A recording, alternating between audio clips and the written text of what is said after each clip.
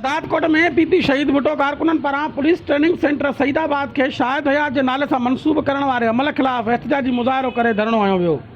PP शहीद भुट्टो कारकुननि हथन में बैनर ऐं प्लेकार्ड खणी प्रेस क्लब अॻियां मुनीर बिरोही, वज़ीर खोसो, बिलावल ज़हरी, अमजद कुरैशी, साकिब मक्सी ऐं ॿियनि जी अॻवानी में एहतजाजी मुज़ाहिरो करे सख़्त नारेबाज़ी करे धरणो हयो।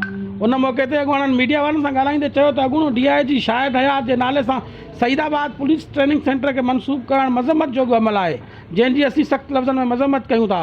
हिननि जो चवणो हो त अॻूणो DIG शाहिद हयात शहीद मीर मुर्तज़ा भुट्टो के क़त्ल में मुलविस आहे, जंहिंजे नाले सां पुलिस ट्रेनिंग सेंटर मनसूब करण सुठो अमल न आहे। हिननि जो चवणो त सईदाबाद पुलिस ट्रेनिंग सेंटर जो नालो शाहिद हयात न रखियो वञे। हिननि मुतालबो कंदे चयो त शाहिद हयात जो नालो मनसूब करे पीपी शहीद भुट्टो की क़यादत ऐं कारकुननि जी दिल आज़ारी थी आहे, जेको फ़ौरन वापसि वठी पखड़ियल बेचैनी ख़त्म कई वञे।